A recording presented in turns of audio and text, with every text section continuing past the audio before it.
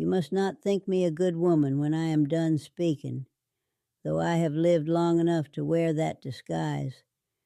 Come closer in your mind, if you will, and sit where the light falls thin and honest. I do not speak loudly any more. My breath is shorter now, and my memory, well, it wanders like an old road, though it still knows where it began. I was born in the year 1841. No, forgive me. It was the spring after the late frost. I remember my mother telling it that way, and I have outlived nearly everyone who could correct me. That is a kind of power, but it is also a kind of loneliness. There is something I have carried so long that it has shaped the way my voice sounds, even when I speak of small things like bread or rain. You may hear it, even now. It sits beneath the words, like a second story told in a whisper. I have tried over the years to put it aside, to say to myself that time is a softening cloth, that years will blur the sharpest edges. But there are certain things that do not dull. They do not grow quiet. They wait. You must understand this before I go any further. A man died for something I did. I will not give you his name yet. Names are heavy things, and I have held his in my mouth like a stone for more years than I care to count. If I speak it too soon, I fear I may lose the thread of how it all came to pass, and that would be a second wrong laid atop the first. I am not asking you to forgive me. I would not trust forgiveness that comes so easily, and I have not granted it to myself. What I ask, no, what I require of you if you're to listen, is patience, because this did not begin with cruelty. It did not begin with a wish to harm. It began, as so many terrible things do, with something small, something that seemed at the time to be no more than a moment's misstep.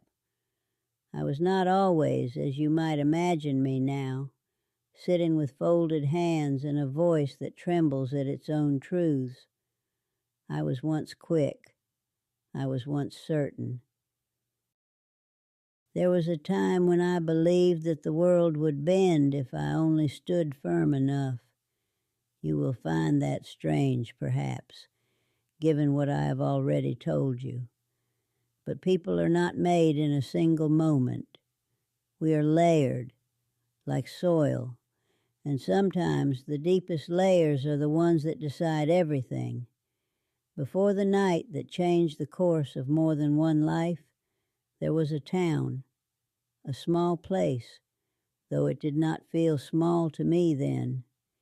It had a narrow road that cut through it like a seam, and houses set close enough that you could hear your neighbor's cough through the walls in winter. There was a church, of course, and a store that sold more talk than goods, and fields that stretched out just far enough to make you believe there was something beyond them, though most never went to see. I knew every face in that town, and every face knew mine. That is how it was in those days. There was no hiding, not truly, or so I believed. You will see, as I tell this, how wrong that belief was. My father was a man of quiet habits. He rose early, worked until his hands were stiff, and spoke only when there was something that needed saying. My mother had more words, but they were careful ones, shaped by what was expected of her. From them, I learned restraint. I learned how to keep things inside. It is a useful skill until it is not. There were rules in that place, though few were written. You felt them more than you heard them. A glance could correct you. A silence could punish you. We lived as though the world were watching, even when it was not. And perhaps, in a way, it was. I did not question these things. Not at first. I was a child, and children accept the shape of the world as it is given to them. But there comes a time, there always does, when something presses against that shape, a thought, a desire, a fear. And once it begins, it does not easily stop. You will ask, I think, what kind of girl I was. I will answer plainly. I was neither cruel nor especially kind. I did what was required. I followed where I was led. I kept my voice low when it needed to be low. But there was something in me, even then, that did not rest easily. A small defiance, perhaps, or a hunger for something I could not yet name. It is a dangerous thing, that unnamed hunger. It does not announce itself. It waits. It watches. And when the moment comes, when a door opens just slightly, it moves. I remember the first time I saw him. No, that is not quite right. I remember the first time I noticed him. He had been there before, of course. In a town that small, no one simply appears. But that day, something shifted in how I looked at him, and perhaps in how he looked at me. It was nothing remarkable if you had stood where others stood. Just a man passing by, a nod, a brief exchange of words. But I recall the way the air felt, as though it had drawn in a breath and held it. You see, even now I circle around it. I delay, not because I wish to deceive you, but because the truth, when spoken plainly, feels almost too simple for what it became. That is the hardest part to accept, that something so small could grow into something so irreversible. There was a day, a particular day, though it did not seem so at the time, when a choice was made. Not a grand choice, not one that would have drawn notice. It was quiet, almost invisible. If I had turned my head instead of holding it still, if I had spoken instead of remaining silent, if I had taken one step forward instead of staying where I was, then you would not be listening to me now. But I did none of those things. And so the path set itself beneath my feet. You must stay with me as I go back to the beginning of that path, because it does not begin where you might expect. It begins in the ordinary, in the dust of the road, in the sound of boots on wood, in the way a name is spoken without weight. Only then will you understand how a life can be shaped not by a single blow, but by a quiet moment that no one else would have remembered, except that it did not end there. And I, who remember too much, have carried it ever since. And because that path began in what seemed ordinary, I must take you further back into the shape of that place, so you can feel how little room there was to breathe without consequence. You cannot understand what I did unless you understand what it meant then to be seen and what it meant to be spoken about. Our town was not large enough to hold secrets for long, yet it was strict enough that people pretended not to see what troubled them. That is a dangerous balance. Things were not discussed, they were inferred. A woman's reputation could be altered by nothing more than a pause in conversation when she entered a room. A man's standing could shift because someone chose not to meet his eye at church. Everything rested on these small, unspoken exchanges, and everyone learned, quickly or slowly, how to read them. I learned early. I knew which families were considered steady, which ones were spoken of with lowered voices, which doors were opened with warmth and which with reluctance. I knew that kindness was admired, but only if it did not disturb the order of things. I knew that mistakes were not always forgiven, and when they were never forgotten. My mother would smooth my hair before we stepped outside, as though she could press order into me the way she pressed wrinkles from cloth. "Stand straight," she would say, not unkindly, "and remember who you are. I believed her, though I did not yet know how fragile that knowing could be. My father said less, but when he did speak, it settled heavily. A person is known by what they do when no one is watching, he once told me. I have thought about that sentence more times than I can count, not because it guided me, but because I learned, too late, that it was not entirely true. A person is also known by what others believe they have done, and belief, once formed, is not easily undone. There was work, always. Work in the house, work in the yard, work that began before the light was steady and ended when the air cooled enough to rest. It kept the mind occupied, and perhaps that was its purpose as much as its necessity. When your hands are full, your thoughts have less room to wander, or so it was believed. But thoughts do wander. They wandered for me when I went to the well, when I walked the narrow path between fields, when I stood at the edge of gatherings and listened more than I spoke. I began to notice the small fractures beneath the surface of things. A husband whose voice carried a sharpness that others pretended not to hear. A girl whose laughter came too quickly, as though she feared silence. A man who lingered at the edge of every conversation, welcomed and yet never quite included. That man, yes, it was him again, though I still hold back his name. I cannot hold back his presence. He was not from a family that commanded attention. He worked where work was given, did what was asked, and spoke in a manner that suggested he had no wish to trouble anyone. There was a gentleness to him that did not quite fit the place, as though he had been shaped elsewhere and brought here by some quiet accident. People noticed, of course, not in a way that drew him into their circle, but in the way one notices something slightly out of place. They would say he was good-natured, which was true, but they said it with a faint distance, as though goodness alone was not enough to secure belonging.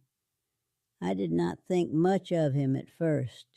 He was simply there, as others were there.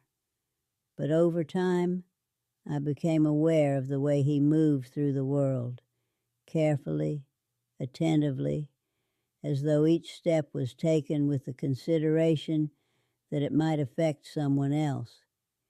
It is a rare quality, and in a place where most people were concerned with how they themselves were seen, it stood out.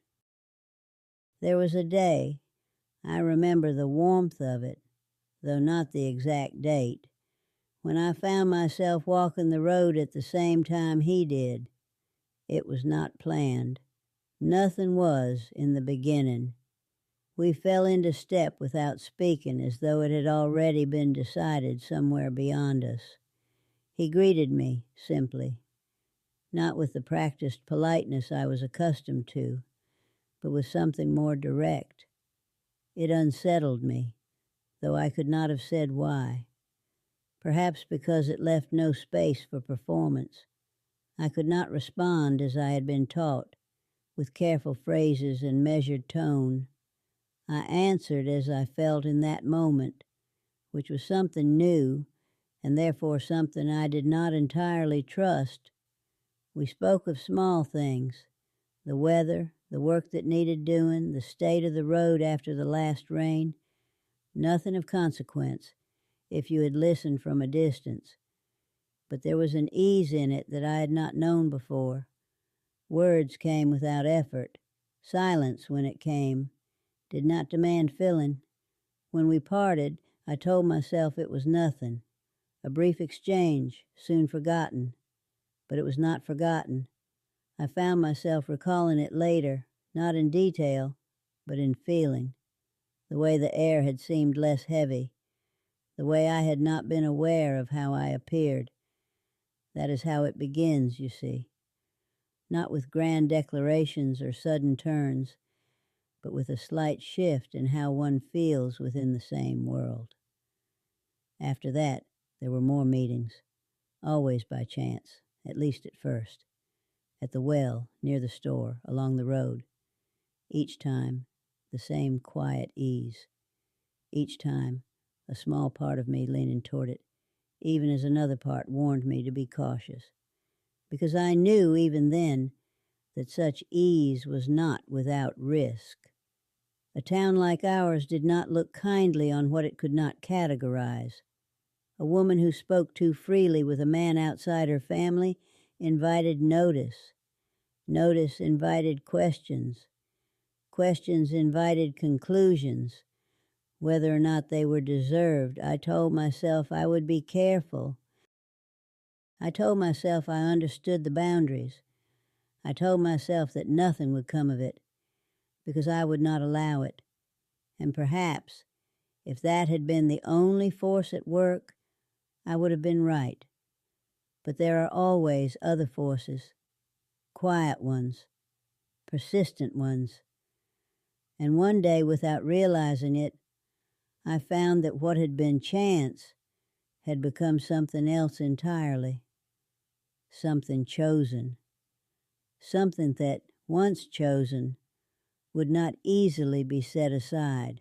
And once something is chosen, even in silence, it begins to change the shape of everything that follows. I did not name it then. I would not have known how. But I felt it in the way I began to measure my days, not by work completed or duties met, but by whether I might see him again. You must not mistake me. I was not reckless, not in the way young people are often described. I did not run toward scandal, nor did I seek to provoke it. If anything, I moved more carefully than before. I spoke less when others were near. I kept my eyes lowered at the right moments. I made certain that nothing about me would invite suspicion. And yet, inwardly, something had shifted beyond my control. His name, no, I will give it now, because to continue without it would be its own kind of falsehood. His name was Thomas Hale. It was a plain name, fitting for a man who carried himself without ornament. But there was steadiness in him, a kind of quiet assurance that did not need to be declared. Thomas did not speak of himself unless asked, and even then he gave little. I gathered what I could from fragments. He had come from farther north, though he never said exactly where. He had worked in different towns, taken whatever labor was offered, and moved on when it ended. There was no family that anyone spoke of, no past that could be easily traced. In a place like ours, that alone was enough to place him slightly apart. People prefer what they can account for. A man without a clear history is like a book with missing pages. It unsettles them, even if they cannot say why. And so, though Thomas was treated with a surface courtesy, there was always a distance kept, as though no one wished to stand too close to what they did not fully understand. I saw that distance, and I stepped across it. I do not say this with pride. It was not courage that moved me, but something more uncertain, a curiosity perhaps, or the simple human desire to be seen by someone who looks without judgment. When Thomas spoke to me, he did not weigh his words against how they might be received. He said what he meant, plainly, and when he listened as though what I said mattered, even when it was no more than a remark about the weather or the condition of the fields. It is a strange thing to be heard in that way when you have spent your life being measured. I began to look for him without admitting that I was doing so. I took routes that might cross his path. I lingered longer than necessary in places where he might appear. Each time we met, There was the same quiet exchange, the same unspoken acknowledgement that these meetings were no longer entirely accidental. Still, we did not name it, not then. There's a kind of understanding that forms without words, and sometimes it is stronger than anything spoken aloud.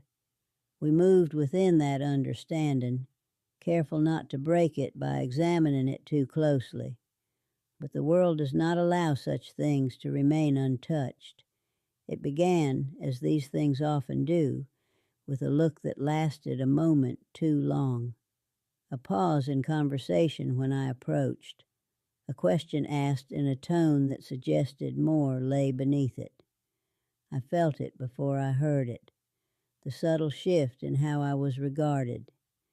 It is difficult to explain to someone who has not lived in such a place how quickly perception can change. One day, you're simply yourself. The next, you're something else in the eyes of others, and no action of your own seems capable of restoring what was. I became more careful still.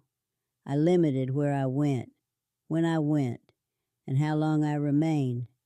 I told myself it was enough, that by tightening my movements, I could contain what had begun to grow. But feelings do not obey such boundaries.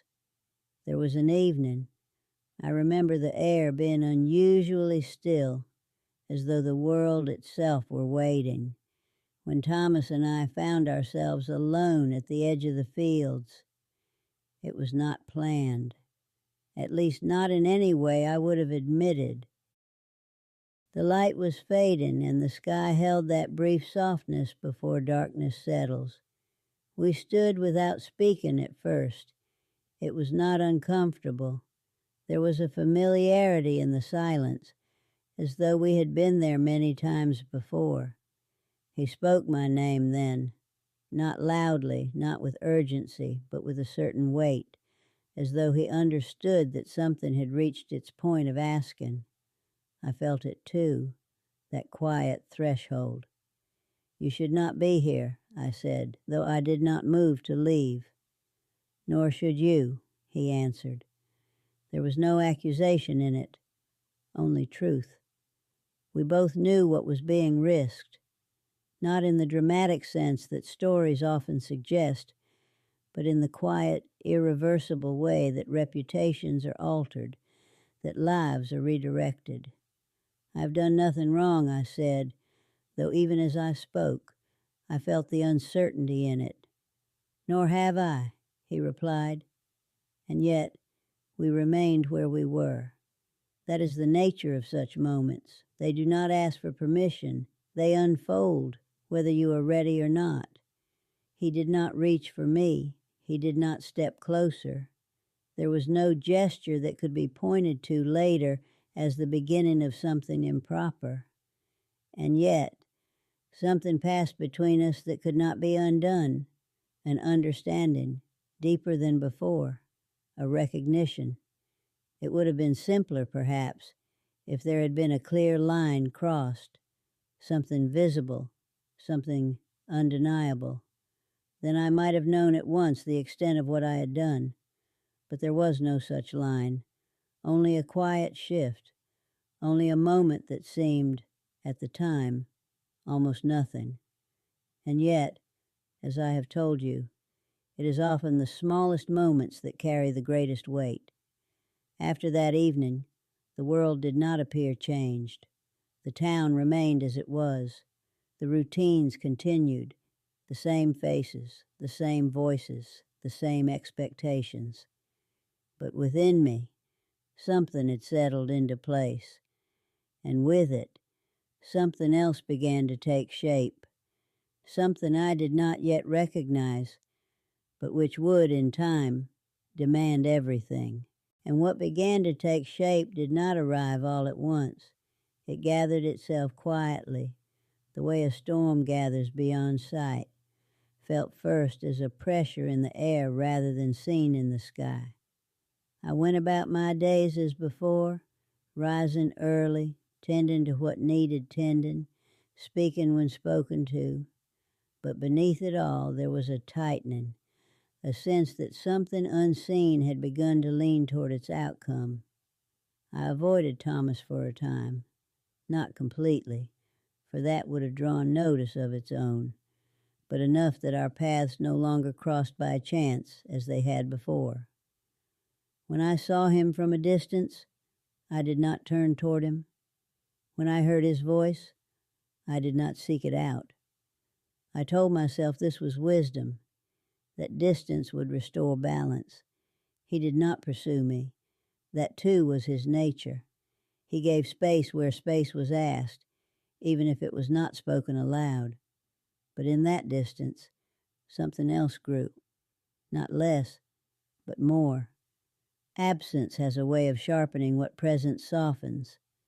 I began to feel watched, though no one said anything directly. It was in the way conversations shifted when I approached, in the slight hesitation before a greeting, in the careful neutrality of certain looks. Nothing I could point to, nothing I could confront. And yet, it was there. You may think I exaggerate, but in a place such as ours, the unspoken carries more weight than words. There was a woman, Mrs. Calder, I recall now, who had a way of seeing more than she said.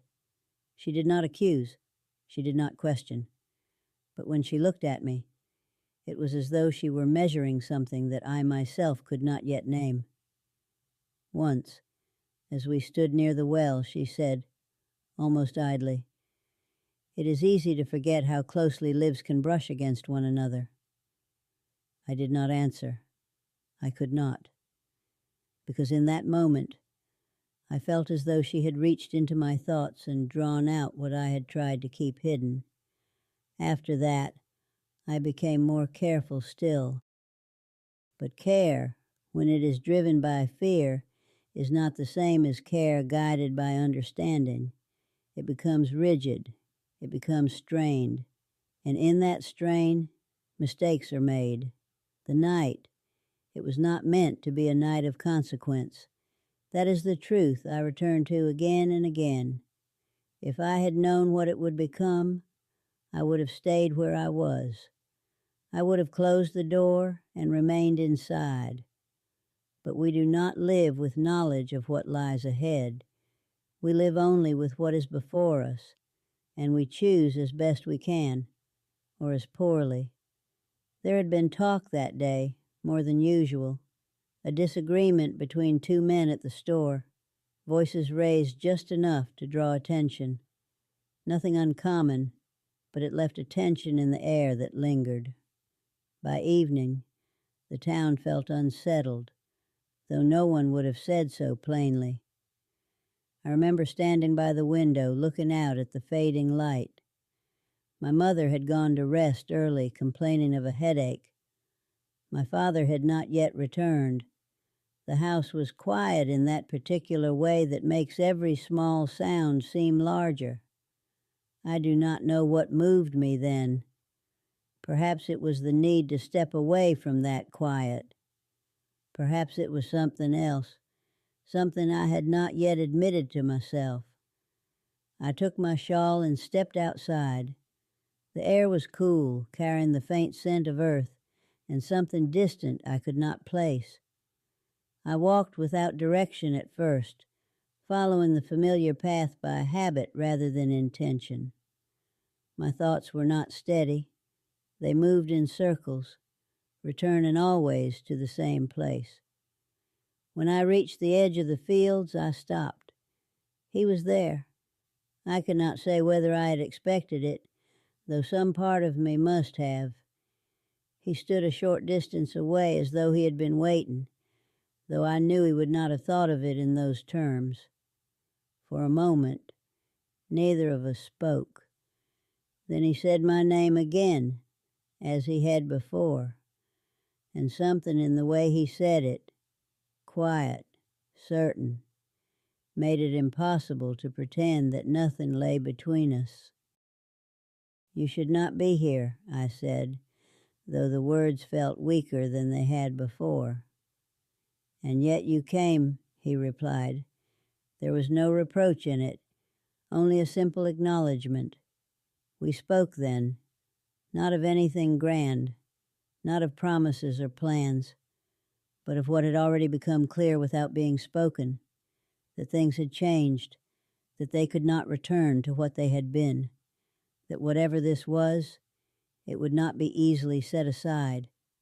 I felt both drawn and afraid, not of him, but of what might follow, of how it might be seen, of what it might cost. You do not know what this could bring, I said. I know enough, he answered. And that was when the moment shifted. There was a sound, distant at first, then nearer, raised voices, not in anger alone, but in something sharper, more urgent. We both turned toward it instinctively. It came from the direction of the road. Stay here, he said, though I could see that he did not intend to remain himself. I will come, I replied without thinking. We moved toward the sound together. What we found, I will not describe in detail. It is not necessary, and it would not serve the telling. It was confusion, more than anything. A gathering of people, voices overlapping, uncertainty pressing in from all sides. Someone had been hurt. That's enough to say. In such moments, things happen quickly. Decisions are made without the clarity that comes later. Actions are taken, not with full understanding, but with urgency. I remember stepping forward. I remember seeing something that others did not yet see. I remember the weight of a single choice settling upon me, though I did not recognize it as such at the time. If I had spoken then, if I had done what I knew, even in that brief instant, was right, everything would have been different. But I did not.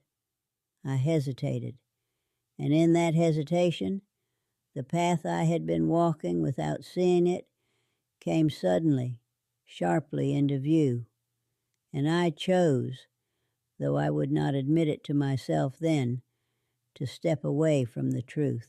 And once a person steps away from the truth, even by a single pace, it becomes easier, terribly easier, to keep walking in that same direction.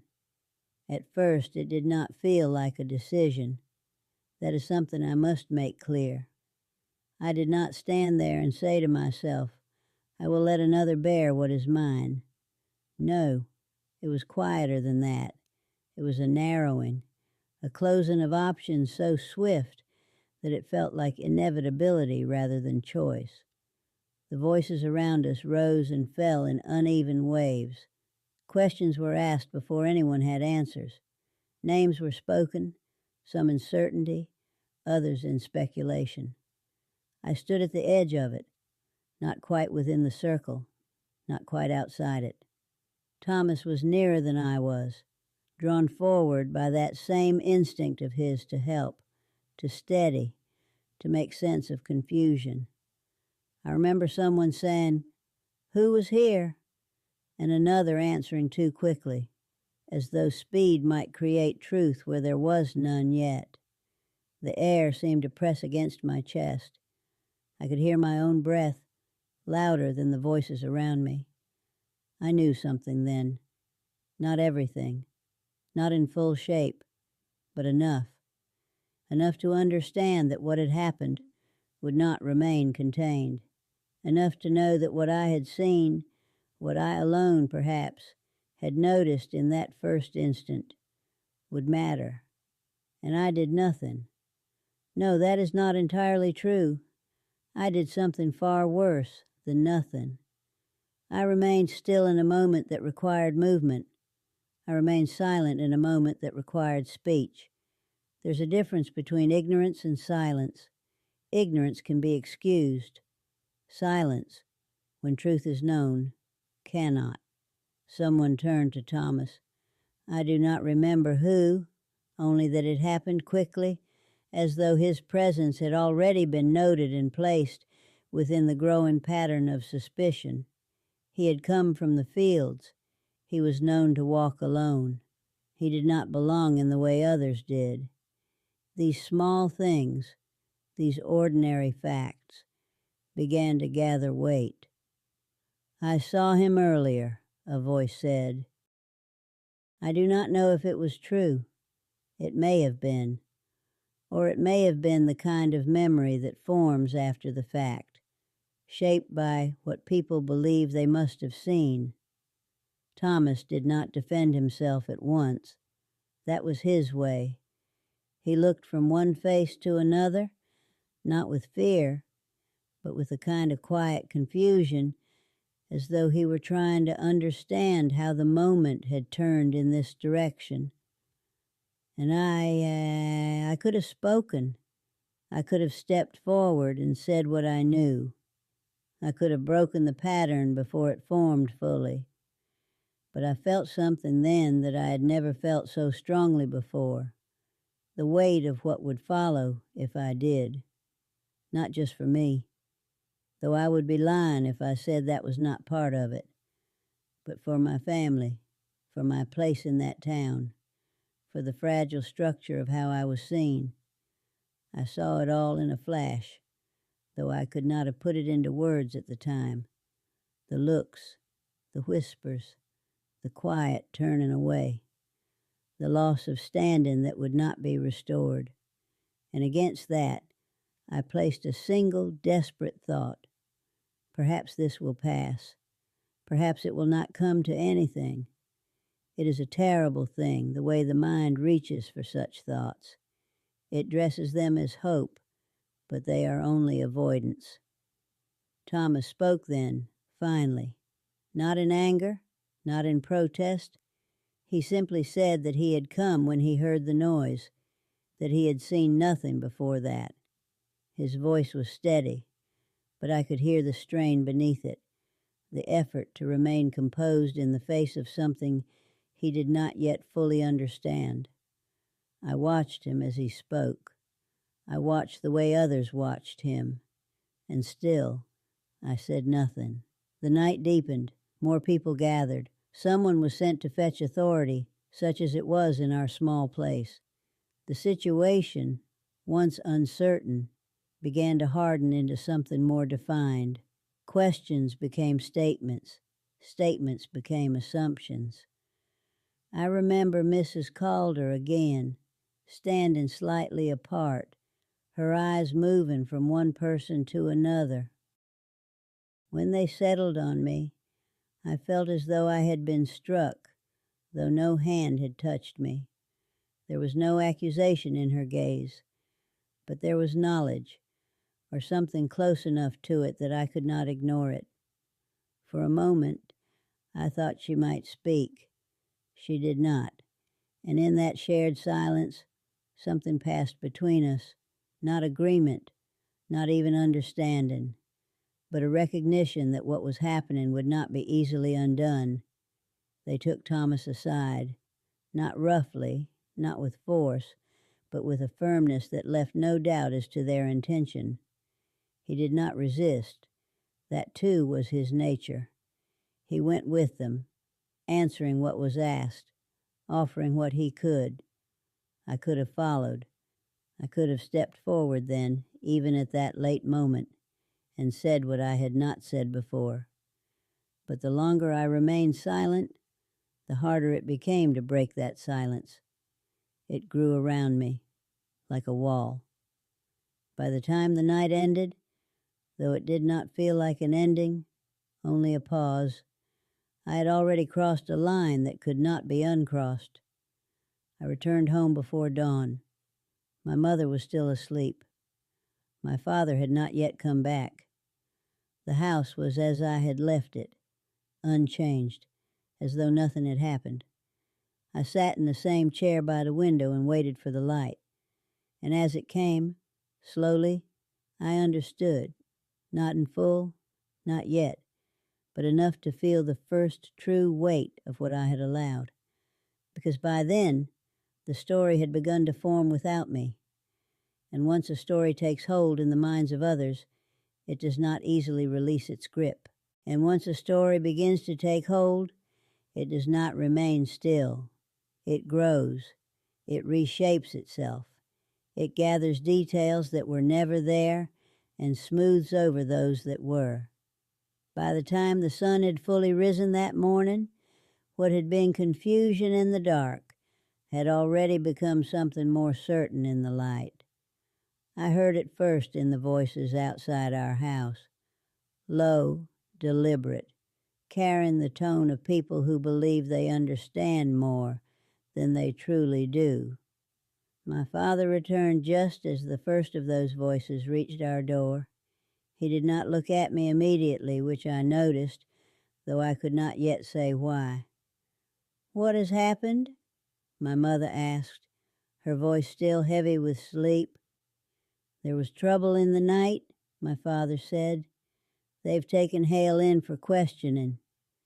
He spoke the name plainly without emphasis, but I felt it land inside me as though it had weight enough to bend the air. My mother drew in a breath, sharp and brief. "Thomas Hale?" she said, as though there might be another man by that name. "The same," my father answered. I kept my hands folded in my lap. I did not trust them not to tremble if I moved them. "What do they say he has done?" she asked.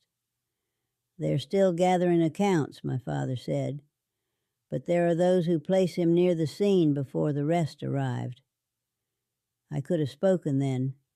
Even in that moment, with the story still forming, still uncertain, there was space for the truth. A narrow space, but enough. I felt it, like a door not yet fully closed, and still I did not move toward it. Instead, I listened. The day unfolded with a strange clarity. People came and went, each carrying a version of what had happened, each adding something small, something that made their telling feel more complete. A gesture described more sharply, a time recalled with greater confidence than it deserved, a look interpreted as intention. It is remarkable how quickly uncertainty becomes conviction. By midday, there was little room left for doubt in the way people spoke. Thomas had been seen. Thomas had been near. Thomas had no one to speak for him, with certainty strong enough to outweigh what others believed they had observed. And I who could have spoken with certainty, remained silent. I told myself it was no longer possible, that the moment had passed, that to speak now would not undo what had begun, but only entangle me within it. I told myself that perhaps the truth would emerge on its own, that there would be some detail, some witness, something to correct the course without my involvement. These were not thoughts of reason. They were thoughts of fear, dressed in the language of caution. The days that followed moved with a steady, relentless pace. There was an inquiry, though it did not resemble the formal proceedings you might imagine.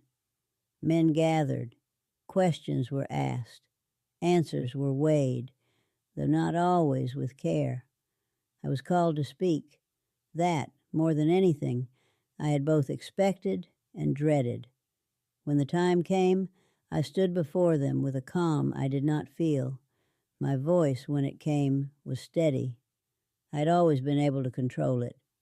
That, too, was something my upbringing had taught me well.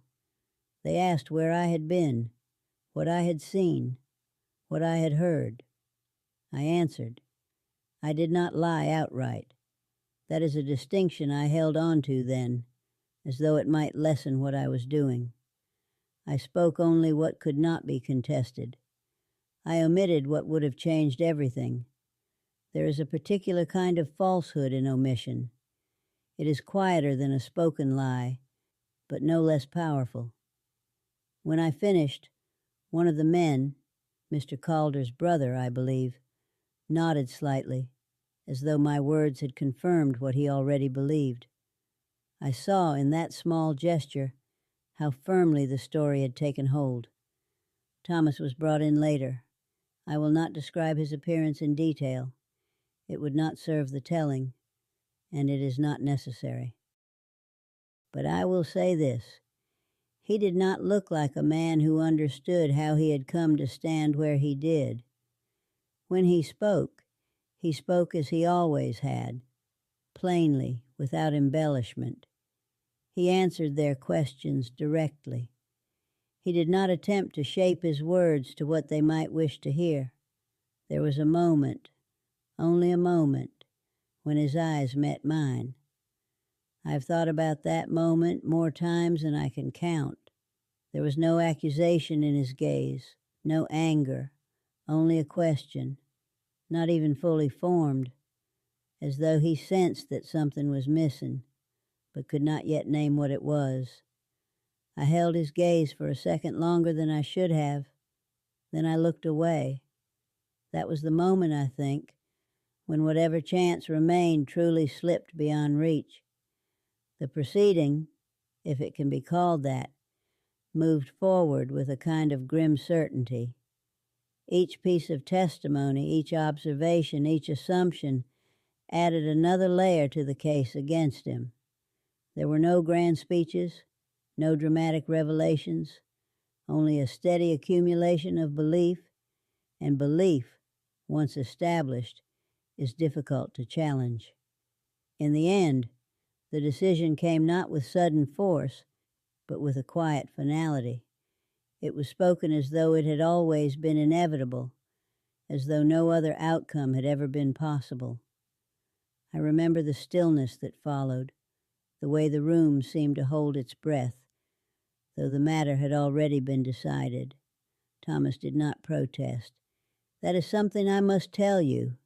He did not raise his voice. He did not argue. He stood as he had stood throughout, with that same quiet steadiness. If there was fear in him, it did not show in the way one might expect. It was there, perhaps, in the slight tightening of his hands, in the way his breath came a little slower. But his voice, when he spoke, remained calm. "I have said what I know," he told them. "There is nothing more I can add." And there was nothing more he could add, because what remained unsaid was not his to give. It was mine, and I did not give it. And once something is left unsaid at the moment it is most needed, it does not vanish. It lingers. It follows.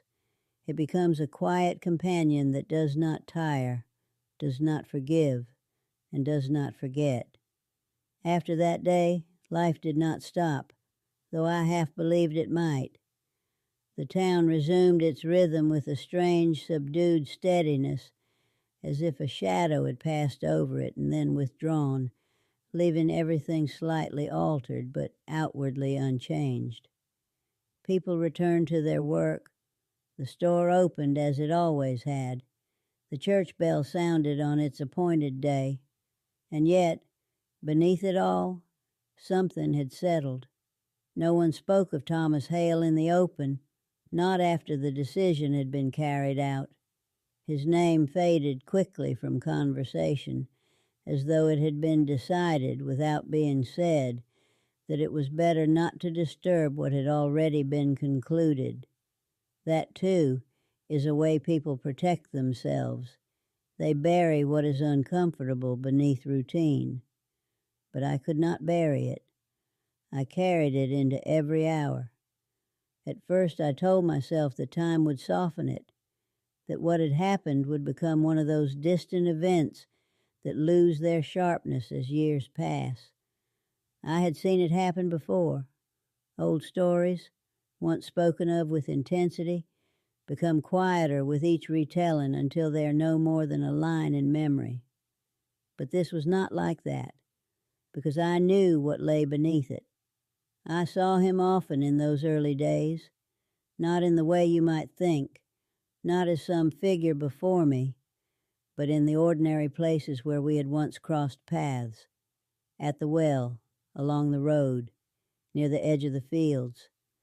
Each place held an echo, and I could not step into those spaces without feeling it. I avoided them when I could.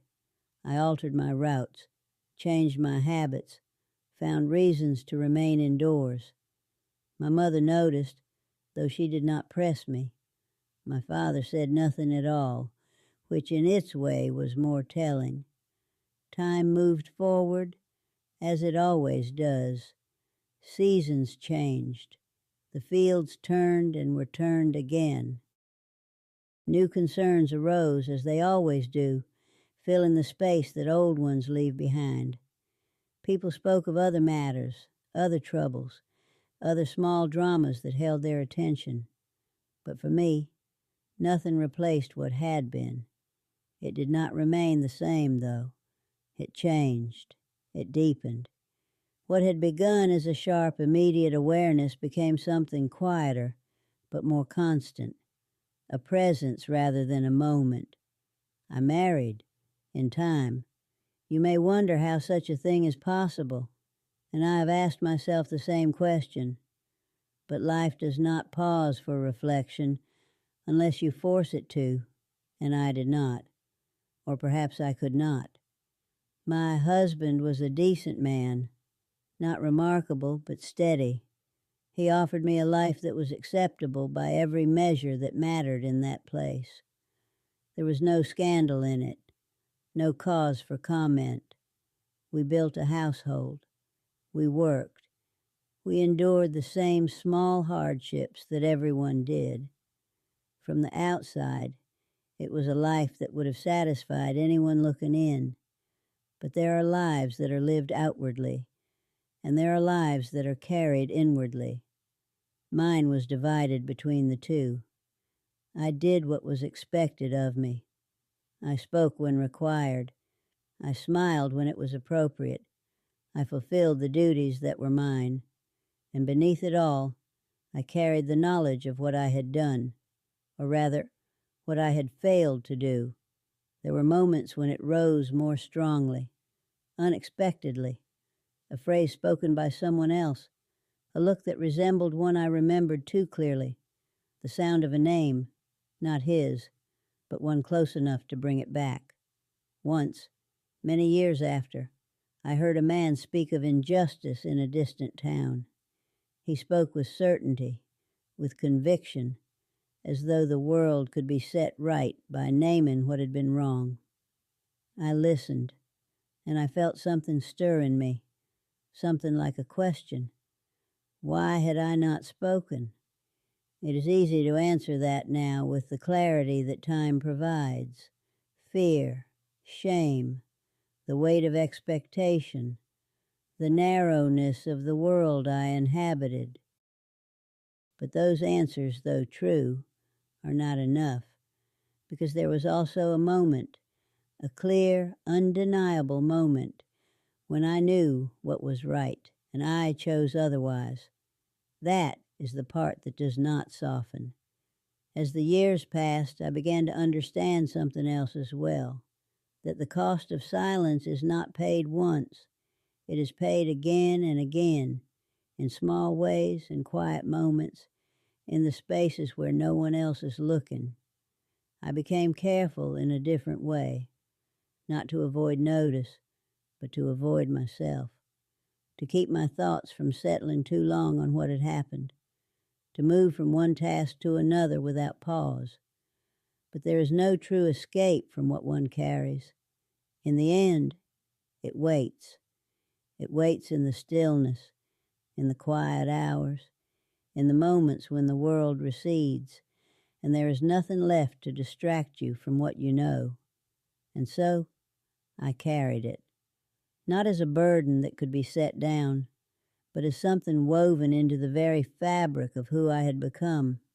Years turned into decades, faces changed, voices faded, the town itself altered, though not so much that I could not still recognize its shape. And through it all, there remained that one thread, unbroken, a man who had stood without accusation, a moment when I had remained silent, and the life that had followed, built upon that silence. And when a life is built upon something left unsaid, it does not collapse in one sudden motion. It stands, it endures, it even appears, to those who do not look closely, to be whole. but there are places within it that never quite settle, never quite hold their shape. I have lived long enough to know the difference. You see me now at the end of it, though I did not think when I was young that such an end would come with this kind of clarity. I believed for many years that time would carry me gently away from what I had done, that it would blur the edges, soften the memory, reduce it to something distant and indistinct. But time has done something else entirely. It has stripped away what was not essential. What remains is simple. There was a moment when I knew the truth. There was a moment when I could have spoken, and I did not. Everything else, every year, every season, every small joy and quiet sorrow has gathered around that center, but it has never altered it. I have outlived nearly all who stood in that room. The voices that once shaped the story have long since fallen silent. The judgments that felt so fixed, so unchangeable, belong now to a world that no longer exists in quite the same way. And yet, the consequence remains. You may wonder why I speak now when so much time has passed, when there is no longer anything that can be undone. That is a fair question. It is one I have asked myself many times. At first, I told myself there was no reason to speak, that the past, once settled, should be left undisturbed, that nothing could be gained by reopening what had long since been closed. But as the years went on, that reasoning began to feel less like wisdom and more like another form of silence. And I have had enough of silence. It has taken me a lifetime to reach that point, a lifetime to understand that what is not spoken does not disappear. It remains, shaping what comes after, whether we acknowledge it or not. I began slowly to consider what it might mean to tell it, not to those who were there, they are gone, not to those who might have judged me then, they too are beyond reach, but to someone who could hear it without the weight of that time pressing upon them, to someone like you. I do not tell it to be forgiven. I have said that already, and I mean it. Forgiveness, if it comes at all, must come from a place I do not control. I tell it because it should not be carried by one voice alone. Because there was a man who stood in a place not meant for him, and there should be, somewhere, some record that he did not stand there by truth. Thomas Hale. I say his name now without hesitation, though it has taken me many years to do so without feeling that I have no right. Perhaps I still have no right, but I say it because it should be said. He was not what they believed him to be. He did not do what they said he had done. And if there is any measure of justice left in this telling, it is that those words exist, even if they come too late to change what was done. I've often wondered what he thought in those final hours. Not in detail. I've not allowed myself to imagine more than I can bear, but in essence, whether he understood how things had come to pass, whether he suspected that something had been left unsaid. There was that moment, you remember, when he looked at me. I return to it still. There was no accusation there. That is what has stayed with me. Not anger, not blame. Only that question, quiet and incomplete. Perhaps he did not know, or perhaps he did, in some way that did not require words. I will never know. That is another part of what I carry. In these later years, I have found myself speaking less in general, but thinking more. The body grows weaker, but the mind in its own way grows more persistent. It returns again and again to what has not been resolved. And so I have resolved this much, at least, to speak. to place this truth outside of myself so that it does not end entirely with me. You may take it as you will. You may judge me. You may set it aside. That is not for me to decide. What I know is this: a single moment of silence can shape a lifetime. A single hesitation can become a line that divides everything that comes after. And the cost of that moment is not always paid at once. It is paid slowly, in the quiet spaces, in the years that follow, in the way a person comes to understand themselves.